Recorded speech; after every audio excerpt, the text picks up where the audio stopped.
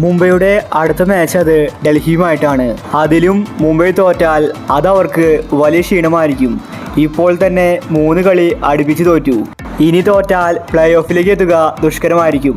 അതുകൊണ്ട് തന്നെ മുംബൈ ടീമിൽ വലിയ മാറ്റങ്ങളാണ് വരുന്നത്. ഇപ്പോഴത്തെ അടുത്ത മാച്ചിന് മുന്നേ ജസ്പ്രീത് ബുംറ വലിയ പ്രഖ്യാപനമാണ് നടത്തിയിരിക്കുന്നത്. ഇതിനെക്കുറിച്ചാണ് നമ്മൾ ഇന്നത്തെ വീഡിയോയിൽ നോക്കുന്നത്. ഇതുപോലത്തെ IPL ന്യൂസിന് വേണ്ടി ചാനൽ മറക്കാതെ സബ്സ്ക്രൈബ് ചെയ്യൂ. മുംബൈ ടീമിൽ വലിയ പ്രശ്നങ്ങളാണ് നടന്നുകൊണ്ടിരിക്കുന്നത്. പാണ്ഡ്യയും ബുംറയും അതുപോലെ തന്നെ രോഹിത് ശർമ്മയും എല്ലാവരും തമ്മിൽ പ്രശ്നമാണ്. പാണ്ഡ്യയാണ് മെയിൻ പ്രശ്നം. രോഹിത് ശർമ്മ ക്യാപ്റ്റനായാൽ പ്രശ്നം സോൾവ് ആണ്. മുംബൈ ടീം വീണ്ടും ശക്തി പ്രാപിക്കും. ഇപ്പോഴത്തെ അടുത്ത മാച്ചിന് മുന്നേ വലിയ കാര്യമാണ് ബുംറ പറഞ്ഞിരിക്കുന്നത്.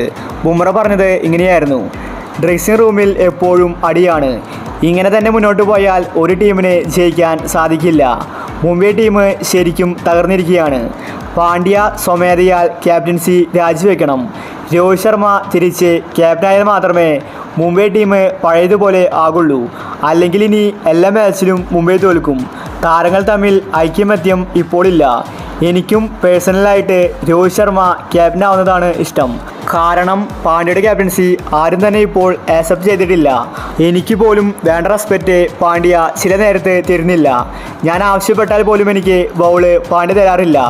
അതുകൊണ്ട് ടീം മാനേജ്മെൻറ്റ് ഉടനെ തന്നെ ഇക്കാര്യത്തിൽ തീരുമാനമെടുക്കണമെന്നും ബുംറ വ്യക്തമാക്കി. മുംബൈ ടീമിലെ ഒരുവിധം എല്ലാ താരങ്ങളും ഇപ്പോൾ കാര്യങ്ങൾ തുറന്നു പറയുന്നുണ്ട്. എല്ലാവരുടെയും പ്രശ്നം പാണ്ഡ്യ തന്നെയാണ്. പാണ്ഡ്യ ക്യാപ്റ്റനായത് ആർക്കും തന്നെ അംഗീകരിക്കാൻ സാധിക്കുന്നില്ല.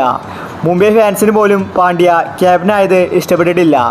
അപ്പോൾ മുംബൈ ടീമിലെ താരങ്ങളുടെ അവസ്ഥ എന്തായിരിക്കും? രോഹിത് ശർമ്മ തിരിച്ച് ക്യാപ്റ്റൻ ആവണമെന്നാണ് ബുംറയും പറയുന്നത്. ഇതിനെപ്പറ്റി നിങ്ങളുടെ അഭിപ്രായങ്ങൾ താഴെ കമൻറ്റ് ചെയ്യുക. ഇതുപോലത്തെ IPL ന്യൂസിന് വേണ്ടി ചാനൽ മറക്കാതെ സബ്സ്ക്രൈബ് ചെയ്യും.